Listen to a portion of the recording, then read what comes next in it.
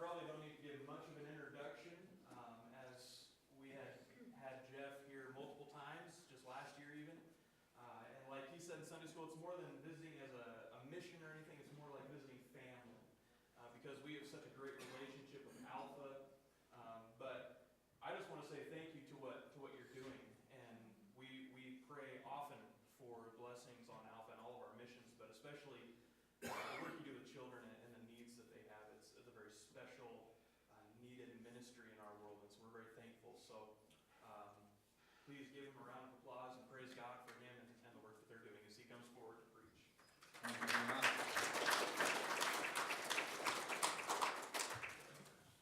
Well, Brother Ben, I appreciate the invitation to be here again, to be able to share. And before I get into preaching time, I just wanted to share just a little bit about what's been happening at Alpha. First off, the kids. Boy, it's changed a lot in the last year. We're still at about the same numbers. We got 16 kids right now. But many of our kids are much younger than they were a year ago. So all of the kids that were reunited with family or graduated have been replaced by a child under the age of 8. And so we have seen the ministry take a big turn to the younger over the last year or so. And it's been great being able to do that. That also meant that we had to start our own preschool with the kids because they had so many preschoolers that was there. And we had so many little ones that we actually had to go and send all of our kindergartners to our local school district to let them do kindergarten because we just didn't have the resources to have kindergarten, preschool, and 1st through 12th grade. So that's been what's been going on at the ministry. Seeing a lot of great ministry happening with the kids. In fact, we're seeing some of the kids starting to come to the Lord for the first time. I've seen where even some of the new kids that's been coming, they're just now starting to explore this guy named Jesus they keep hearing us about. And they keep wondering, why is it that you guys are so weird? You love me anyway. And that's all through our Lord Jesus Christ. So, other things happening at the ministry, as you all know, that Robert and the rest of the company came out, or several from the company came out and helped with the house construction, getting on the roof and having some interesting times with that. And we were able to go and get that done. We're hoping to move into that house in the next 2 to 3 weeks. And so we're making good progress there. And God has been faithful and through everything that's been going on. On that, let's go ahead and go to the Lord in prayer, and we're going to go ahead and jump into His Word here today. Lord, I thank you for the love you pour out on us, and I thank you for the fact that we are able to go and to learn about you by studying your Word. And Lord, I also thank you that we don't just go and get beat by the Bible, but we are able to go and to find out the better way and the way that you lived. Lord, help us to spend some time today as we are studying to see some of the things that you teach us and then to apply them to our lives. Lord, first of all, as always, I pray that you start in my own heart, Lord. There's so many things that I need to surrender to you, Lord, and I pray that you work in me and each and every one of us that is here. Lord, I thank you for our friends here in Superior. I pray that you will continue to bless them richly, and I pray that you will go and allow them to be a beacon of bright light, reflecting your light in this community. We pray these things in your Son's name. Amen. Well, as Ben was saying, sometimes you go to churches and you visit, and honestly, you wonder what the plan is. I was at one church, I honestly felt like I might get roasted if I'm not careful. That there's a lot of tension there. In fact, I was at one church that I was speaking at, that they had fired their preacher the week before, and then they asked me to come that next week, but they didn't tell me about that. And then they were telling me about the issues, and then their old preacher, came walking in and sat down the front aisle just as I was supposed to stand up and preach. Boy, that was interesting. Well, I say that because every time we schedule to come here to Superior, it is always my joy. It's like coming to see family.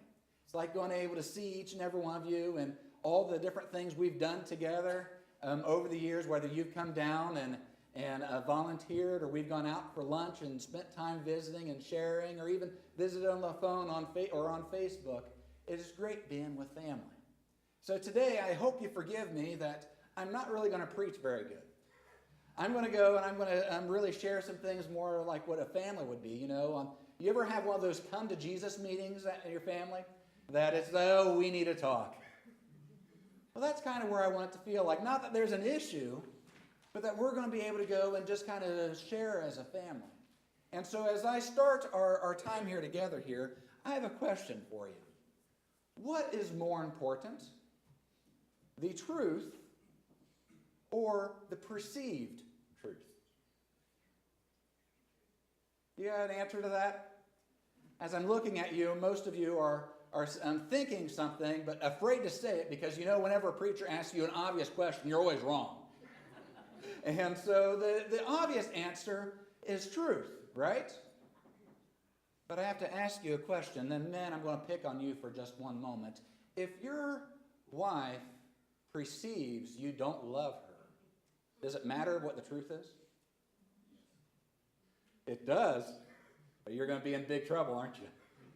If she doesn't think you love her, then you're going to have issues. Well, that's where I want us to go today, because not that we have issues at our families, I'm hoping we know how to love well. But I've got some challenges at Alpha that I'm needing some advice for, I guess. And I'm just needing to tell you what's going on so you know how to pray intelligently. And then as we've been going through this battle, I think that you might even find some things that you say, boy, that helps me too. Let me go and give you two things going on at Alpha. Every year, starting about 5 years ago, in the month of February, I spend the next 6 or 8 weeks going over with our high schoolers, what? How to date. Because all of the kids, it's just this magic things that happens every year. All the kids, they all start wanting to go and start dating, and they want to go, and we say you can't date anybody on campus. If you find somebody 4-H or the youth group or whatever, that's fine, but it's not happening on campus. We go through all this stuff, and we talk about how do you date and how do you date well and all those kinds of things, and we do that. So that happens. But I'm dealing with some challenges right now. I've got not one, not two, but 3 kids we're doing ministry to right now that if any one of us on staff goes up to any one of these 3 kids and he says, wow, you've been doing a great job. I'm so proud of you. You know what's going to happen? Everything's going to fall apart. These 3 children are all going to go and to begin going and saying, really, you're proud of me. Let me show you why you shouldn't be. And they will begin going and finding all the things they can do to prove to you that you're not proud of them. And to prove to them that you are not really loving them. And so as we were going through these 2 different things that was going on, as I was getting ready for my dating seminar with the kids this year, I bought them each a book that was written by Gary Chapman called The 5 Love Languages. And my intention on this was to have them understand both themselves of how they feel loved and understand themselves a little better, but then also to go and to understand as they date on how all this stuff works and understand things a little bit better. Well, at the exact same time, as we're dealing with these challenges with some of our kids, I was having to do some staff training. And the things that was coming out in February, I was coming out and saying, all right, guys, this stuff is applicable to us as well. And it's good things here. So what we're going to be spending some time with today is going through just some of the things that we would see in Gary Chapman's books, The 5 Love Languages. So if you want to read further about this, you can go and draw quite a bit of information from that. But I just want to give you just some brief things that we saw. The first thing I want to share, though, is Matthew chapter 22, verses 37 through 40, where it says, Jesus replied, love the Lord your God with all your heart, with all your soul, with all your mind. This is the first and greatest commandment. And the second is like it, love your neighbor as yourself. All of the law and the prophets hang on these 2 commandments. Friends, I think sometimes we go, and if you're like me anyway, sometimes, I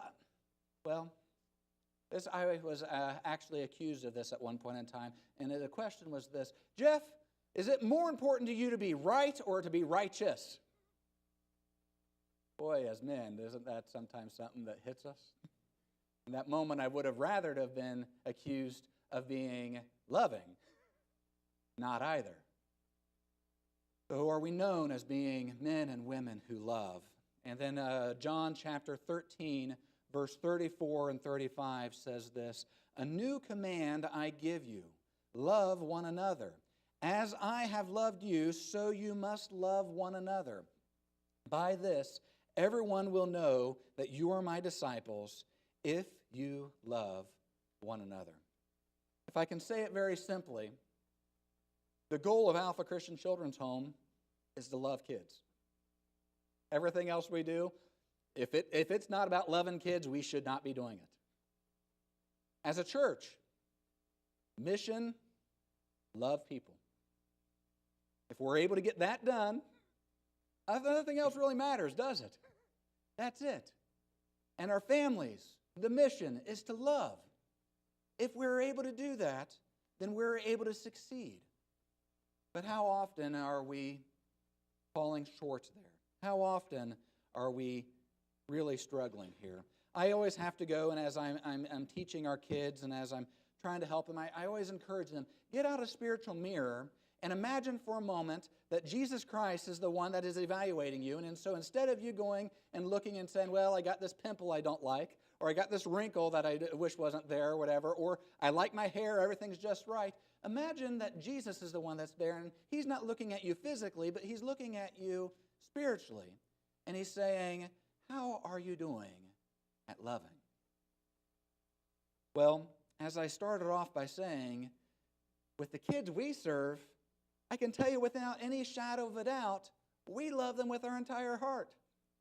I can tell you a story of back in the beginning days of Alpha Christian Children's Home. Maybe you've heard me say this before, but our founding man, his name was Jack Snavely, okay?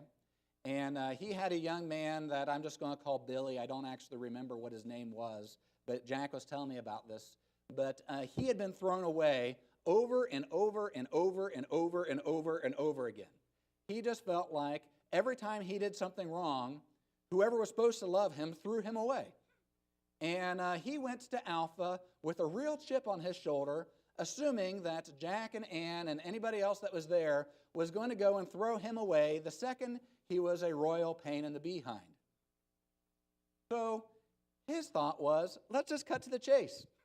I'm going to be a pain in the butt, you're going to throw me away, and we all have less heartache in this deal. And so what he attempted to do then is to do anything he could to prove that he was disposable. And that at the first opportunity, Jack and Ann is going to say, you know what, I'm done. You're out of here.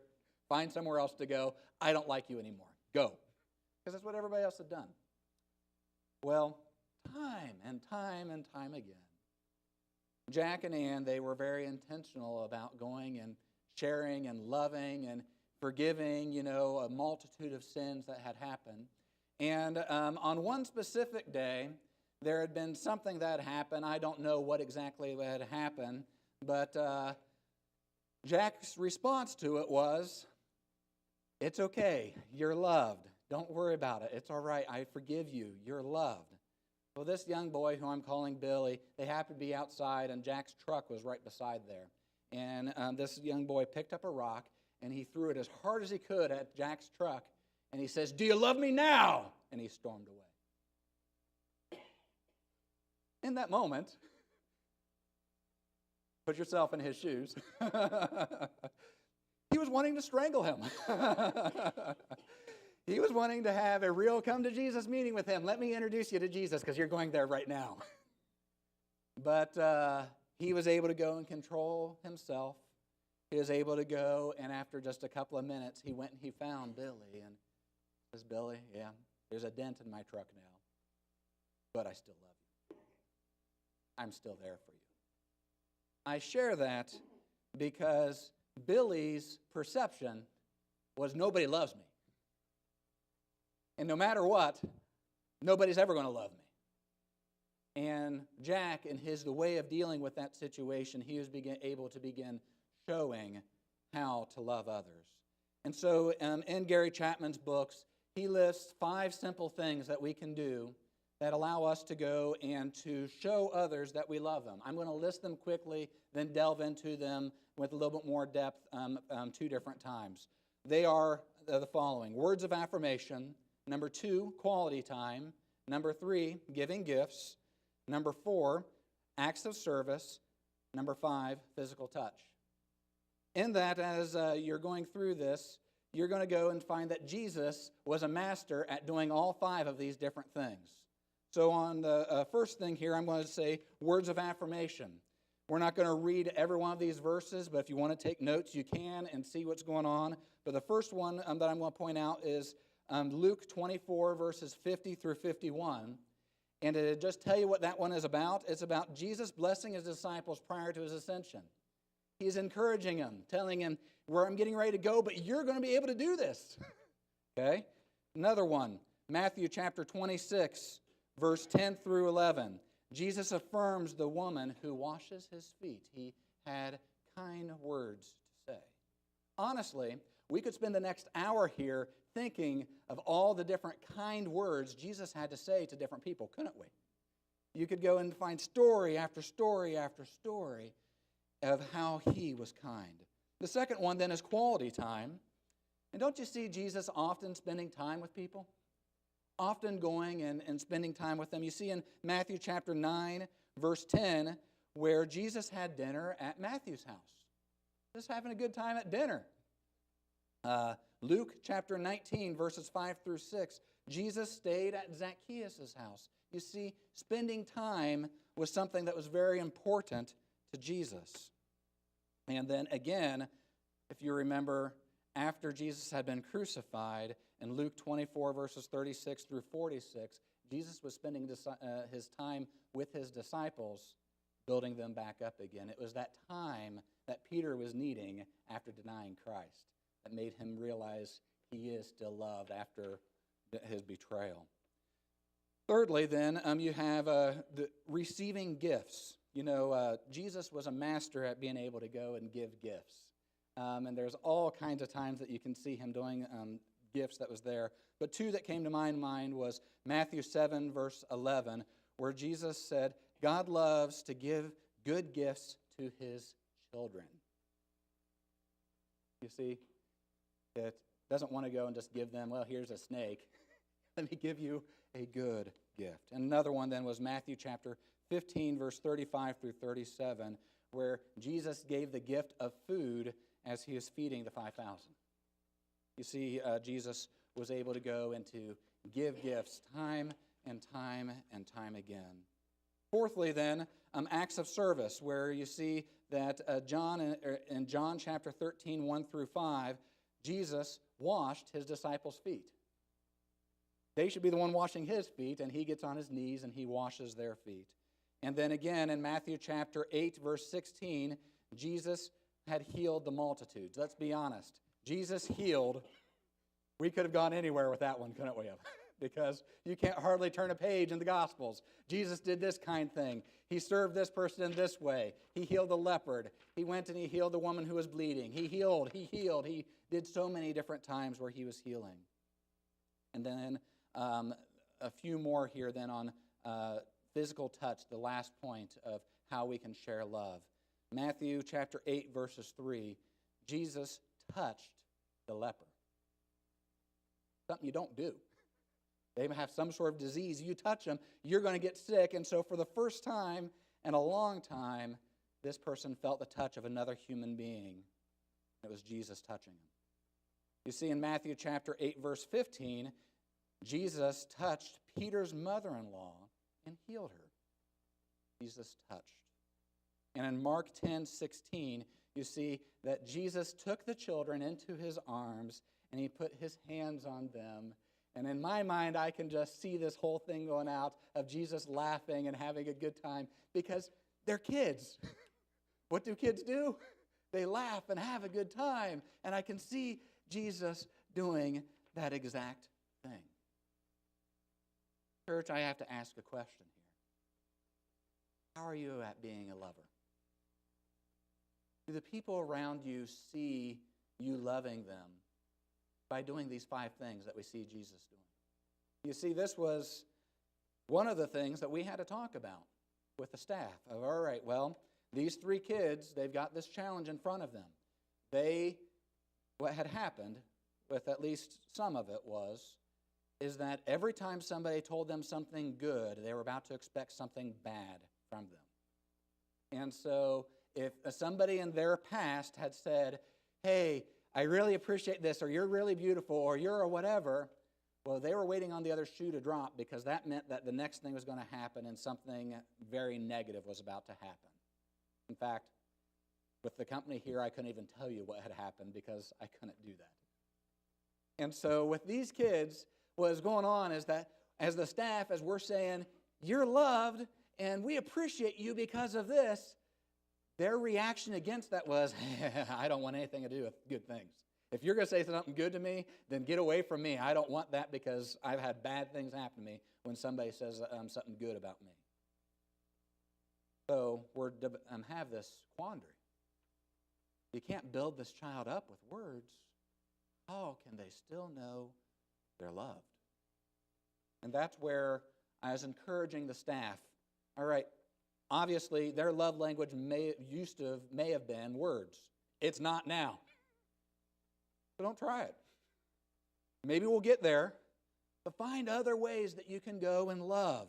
Find other ways that you can go and do other things. And for you, church, I want to encourage you in the same way. As you go into your life, you're going to find people that have had things happen to them that they don't feel love when you're trying to tell them that they're loved. In fact, even husband and wives sometimes deal with this, where sometimes a wife, her love language is gifts, and the husband is going to say, well, why would I give you cut flowers? They're dead. That's a waste of money. And so you have this conflict that can be there. And it's a matter of us learning to go and to do them better. And so what I want to go through here is just look at some practical ways that we can do each of these and a few more Bible verses thrown in here. Words of affirmation. In Proverbs 18:21 it says, death and life are in the power of the tongue. How are your words? The book of James talks repeatedly of how can both blessings and curses come out of the same mouth. You know, and so what are your words? Affirmation, a positive declaration. Affirmation, it's a positive declaration, but we have a tendency to focus on the negative. That's me. I look at a job, and a lot of you men are like this probably, but if I'm building something like on this house, I look at a job and I see all the things I did wrong. It may look great, but I see all the things that I didn't do quite right here. And unfortunately, many of us, we then do that with the people we love the most, don't we? Oh, honey, I love you so much, but you didn't do the dishes. Or, honey, you missed a spot on the floor as you were doing this. Or, honey, you have this character flaw that you need to work on. And we don't build people up. We need to be very intentional about our words of affirmation. Let me give you an example of it right here. This church is absolutely wonderful. I love coming here. You know, I get to come here about every year, 18 months or something like that. And whether I'm able to go and to see Robert and us talk about going out and shooting, or us going and seeing Jim and all the things we've done out at the farm, or Richard sharing about the different things we've done at the ministry and the motor grader and all these things. Man, this church is a lot of fun to be a part of. And I'm so thankful that I can call you all friends. Doesn't that make you feel better? Words of encouragement help.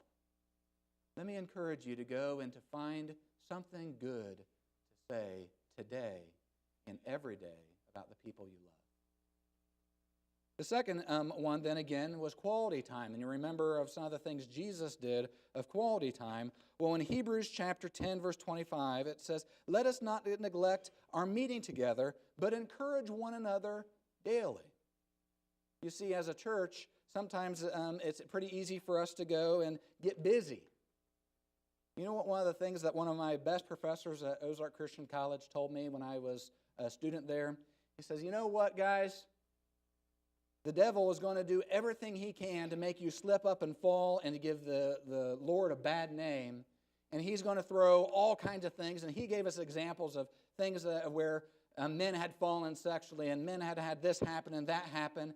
And he says, and if you're able to stand up under all of that, you know what the devil will do? If he can't make you bad, he's going to make you busy. Because, quite frankly, love is spelled differently than what we all think. We think love is spelled Love. And really, love is spelled Time. We really love the people around us. We got to spend some time. That's one of the things we've seen with these kids I'm talking about is, all right, I can't tell you that I love you. I can't tell you you're beautiful. I can't tell you you're doing a good job in school. I can't tell you any of those things, but I can go play with you. And you're going to feel great because we play together. And that was a good thing there. And so we make time as a family to be here each week. And that is an example of how we can go and share love with each other. How are you at sharing your time? Are you like me? Are you just too stinking busy to let people know you love them? You are. That's one of the things that God's telling me. As soon as this house gets done, time to start cutting some things out and start making some time. Because we need to get out of crisis mode and into ministry mode. Number 3 then is gifts. And in Luke chapter 6, verse 38, it says, if you give, you will receive. Your gift will return to you in full measure. How generous are you at giving? You ever try to outgive God? Don't work very well because He's able to go and give us more than we could ever imagine. But similarly, in our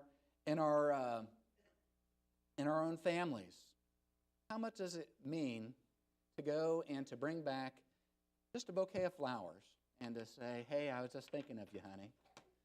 Granted, they're dead.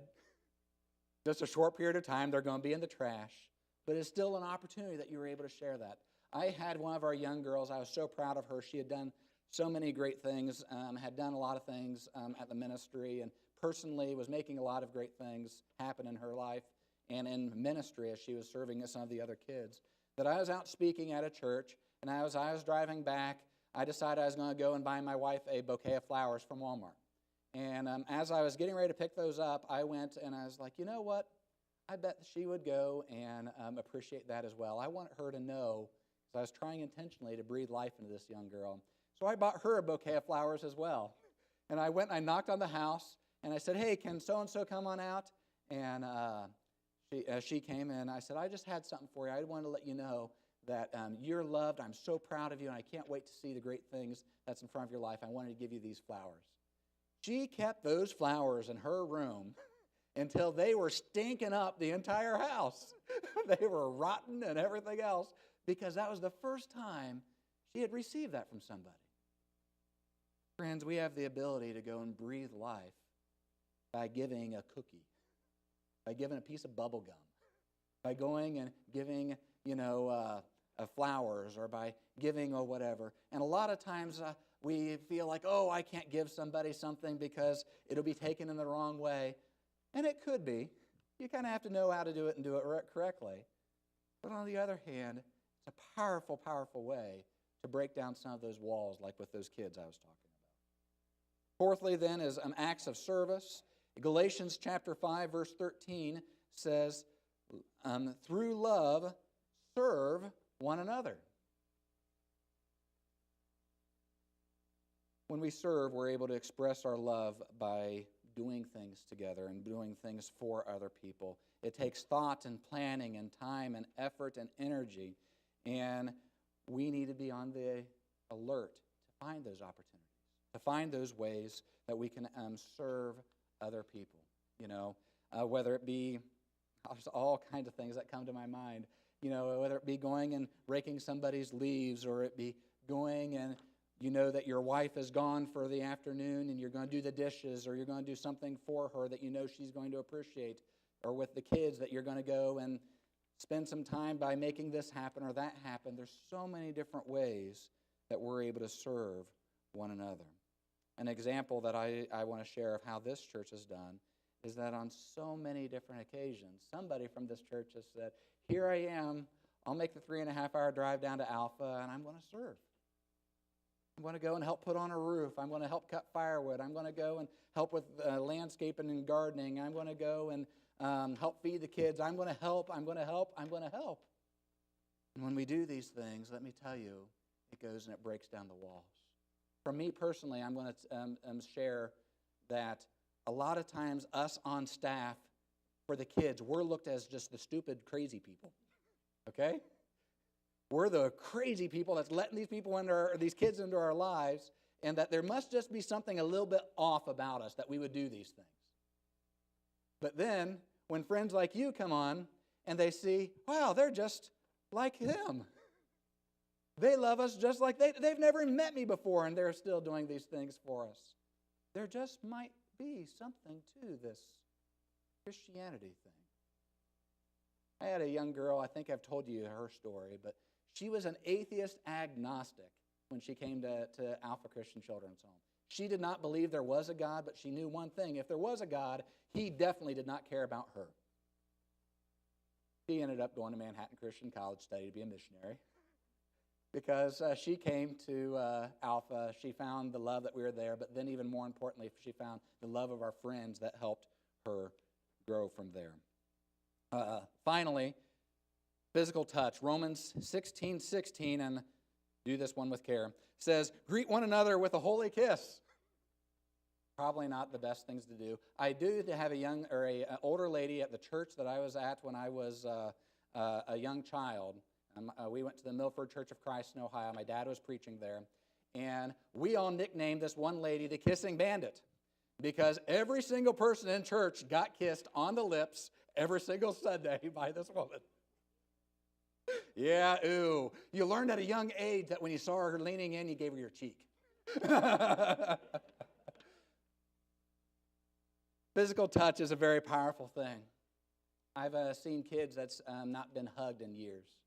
I've seen kids that are just been told that they're worthless and so many different things. And just simply when they're crying, being able to put a shoulder or a hand on their shoulder helps them so much be able to get past those things. Obviously, when you're touching somebody, you have to do it in an appropriate way. And there's all kinds of things where, that's so powerful. This is one of the things that Satan has used to go into attack. Because he knows that if you can take away people's touching, then they're not going to feel loved. And then they don't understand this whole Christianity thing and that there are just issues there. And so I encourage you, find ways to show affection. Find ways that you can go and to put your hand on somebody else's shoulder or to give a hug or to be able to go and to be there for a person, not just in presence, but in person as well. Extending physical touch to others must be done with wisdom and discernment. But don't let fear keep you from showing love in this way. If done right, it is very, very powerful. Finally here, an example of that, I'm going to tell you a story about my daughter. Okay, my daughter, her name is Emmeline, and I think one of her powerful ways that she feels loved is by touch, okay? So if I'm sitting in the chair and she's out playing or whatever, at some point in time, she is going to insinuate herself into my life.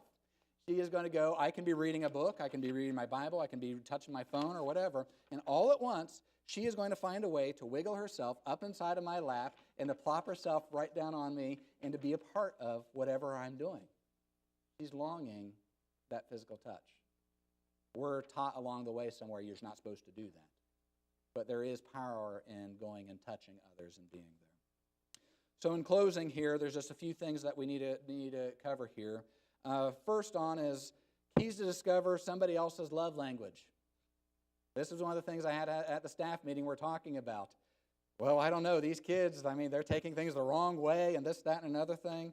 The first thing that I recommended everybody was watch them. People often will do what they want. So if they're saying words of encouragement, they want words of encouragement. Give it back to them.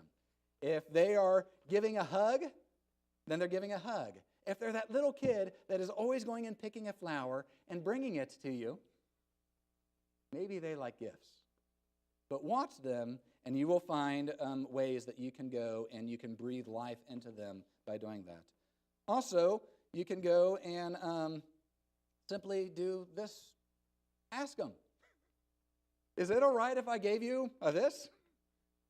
You'd be amazed, husbands, on your wives would be tickled if you were to go and to give them a gift, or if you were able to go and say, hey, let me give you a back massage or a foot massage after a long day with no expectation whatsoever. Those kinds of things can breathe life into it. Simply asking can help. In closing, God has commanded each and every one of us to love those that are around us. Let's do what we can to do it today. With one young girl right now, she's hurting really bad at Alpha. I have made a decision, and this is hard. Let me warn you this is hard. But I have made a decision that I am going to make certain that I speak all 5 love languages into her life every single week. I'm going to find a way to do each and every one of them because this young girl needs to be built up and helped. I'm betting that me saying that has somebody pop into your mind, boy, this person could use some love. If not, allow me to encourage you to start with the people closest to you. Gird and strengthen the love relationships you have in church and with your family and your friends. And you'll be amazed at how you're a magnet of people coming to you wanting that same love because they're so desperate for it. And lastly here, no matter how well you may or may not have communicated love in the past, understand today is a new day. And understand that yesterday you may have gone and said things that was like going and pouring vinegar all over the situation and just made it worse. Well, today is not yesterday. We can start overcoming some of those things. We can start building bridges again with maybe a family member that we don't see anymore that doesn't want to be with us anymore. Or maybe we can build a bridge with that long-lost friend or whatever. But today is the day that we can go and shine a bright light for our Lord Jesus Christ. In closing, or last thing here I want to say is a special thanks to Gary Chapman and others that have gone and tried to help us to see these needs that we have in us. I greatly appreciate his books, and it was very, very helpful to the kids and to our staff.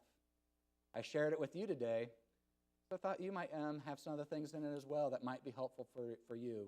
And so I appreciate him. I have to also confess many of the material, the ideas were not mine today. They were somebody else's, but they still are very, very true. We're going to go and transition to our time of invitation. And during this time of invitation, you may find that you're in a position that you're wanting that love. You're wanting that love from our Lord Jesus Christ of saying, you know what, if he can love these squirrely, rotten kids down at Alpha, then he can love me as well. And I want you to know that he does love you. He wants to be there for you. He wants to help you in all the ways he can. But most of all, he wants to spend that quality time with you in heaven. And so if you need to make today the day that you go and accept him, do that as we sing this closing song.